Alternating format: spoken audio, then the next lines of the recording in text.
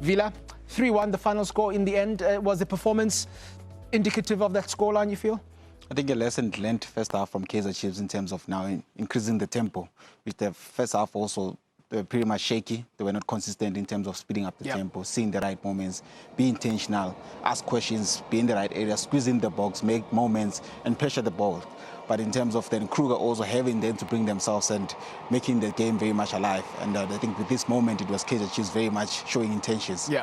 Quick combinations, 1-2, Silva, reacting the first one. Because for me, what's so deadly about him is that he reacted to the situation much, much quicker. And Kosi couldn't even see him. But for me, he just stays alive over there, uses that one-touch moment. This is very difficult. It's a very difficult situation to take. But for him, which is a very deadly striker, in that moment, he takes that. I think that opportunity for him stays alive. And it's so good to see Kaizer Chiefs when they're playing like this, they look very much dangerous.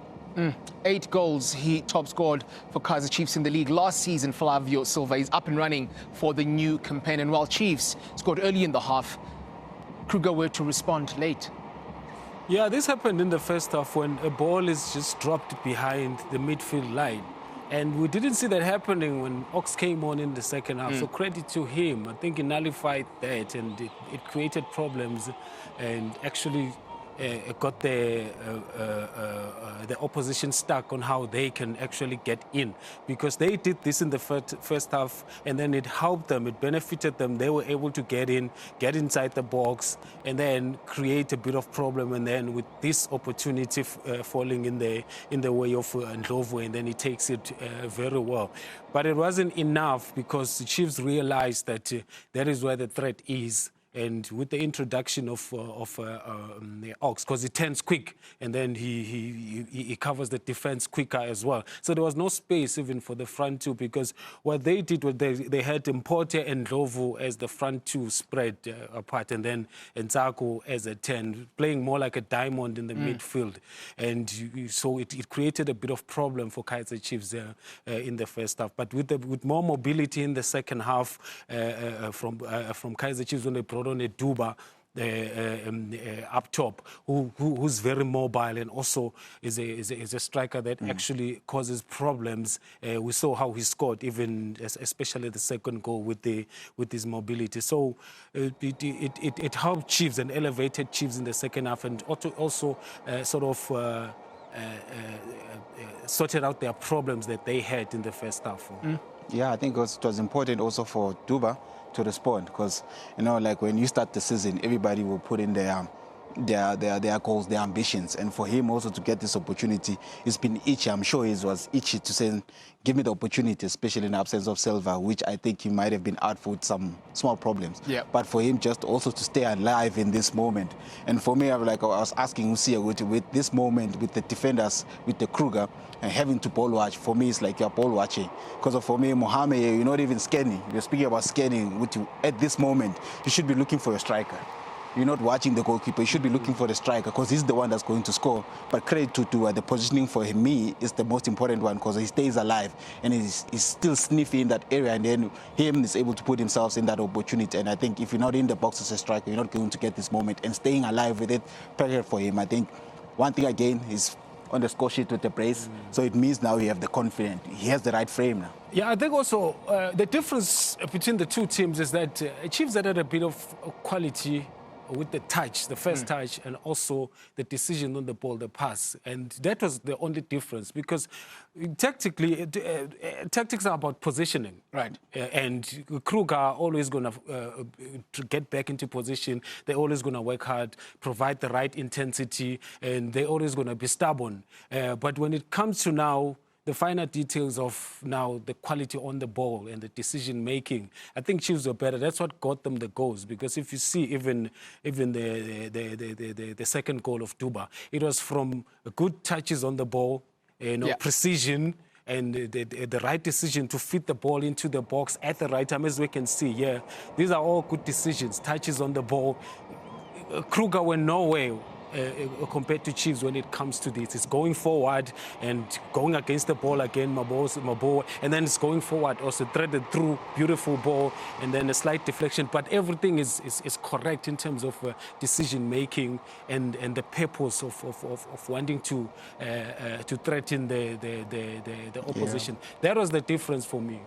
And again, you speak of purpose then. We've just heard from Coach Fernando de Cruz, and the one thing that, again, we didn't get too much from what you were saying in French, but the one thing that we did pick up, he said it a number of times, is tempo. Yep. Was that then the key? Most certainly, because it's moving quicker forward. Yeah. And we did say at halftime that it has to go forward quicker because the spaces disappear very, very fast when the opposition track back. And when you're playing against a team like that, they will provide the energy, so they will get back into their original positions. But Chiefs did that better in the second half, where they moved the ball quicker. There was running also forward. That's why I call it purpose, because everything was meant to actually threaten the space behind, to threaten the space in front, and also to go against the ball like Mabowe did, which was very good, because that speaks to the intensity that they provided after having learned the lessons in the last part of the second half, when they allowed Kruger United to actually step it out and find a little bit of confidence from seeing certain possibilities. Against that backdrop then, explain these numbers to us, Villa. I think with the possession, I mean, I think what I was happy also was now the tempo, in terms of now controlling the hows and how and when. And I think also now, after winning that first ball, maybe make a mistake like with the second goal. Lebu tried to put in a pass and then it didn't go through. Then the second phase, the aggression to then win the ball in that second phase, it was more important. And of course, the shots on goal.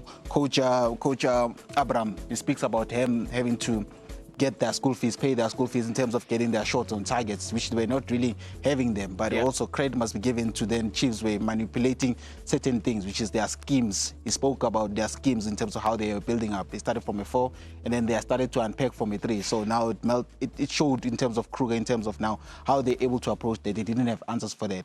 And one thing that he had mentioned, which was key for me, is that he didn't have so much games to prepare them. So it means now that he needs to get more minutes out of this player, so that now even the second half it becomes better. So because of now you're not only getting tired within the legs, the mind also is getting tired, which is they didn't get there through their preseason. So with them having this break, it's important for them now to get more game time and more fresher ideas in terms of into their team. Yeah, we'll be, again, we're all going to be keeping a close eye on Kruger United and the likes of Milford, the newcomers to the top flight, in exactly how they go about trying to establish themselves as one of the big boys. Final word on Kaizer Chiefs. We saw in that second half someone like Bartman and Ethan Chislett come to the fore. Is that then the result of the change in tempo? Do you feel as if this system and how they're approaching games suits those two players? When I see them play, I see a lot of potential. I see a team that will gradually grow into playing the good brand of football. I think everybody seems to be comfortable in the positions that they are playing. You look at Batman, you look at Mfundo on the right, you look at Chistet as well, and the two central midfielders. And also, you give credit to the work that was done in the previous season. But now, obviously, it's just a redefinition on the intentions. On where the ball has to go, when it has to go. You know, what do we do when we don't have the ball? And all those the behavioral patterns that are very important to define the game, define also the tempo, because it's big on tempo, and tempo is defined by the behavioral patterns in the field of play. And I think he has instilled that more than just changing the entire structure, because you can change the structure, but when the intentions are wrong, you know, the behavioral patterns, like I say, of individual players is wrong, and then it becomes a problem, because that's what brings out the quality in individual players. We're starting to see now a Chislett blossoming gradually. We're starting to see now something in Batman, you know, that could really be useful for them, in Fundo as well. And you can see that now they can also introduce the fullbacks slowly, because at the moment, you know, it didn't work out that well in the first half, but you could see in the second half there was that growth, you know, and also the centre backs in terms of their understanding how to deal with the situations in front of them and behind them, because they fell short in the first half. But you could see progress and gradual improvement in the team. I actually liked what I saw, but even though I do feel that it's still a work in progress, but it's very promising. So then, for a 7th time in succession, Kaizer Chiefs have avoided defeat against a newly promoted side. For a 3rd season running, they've won their season opener for Amakhosi. What will that mean? Again, we'll be finding out between today and May next year. A short break. On the other side of it, we find out exactly what happened across the country as we continue to wrap day 1 of match day 1 of the Betway Premiership.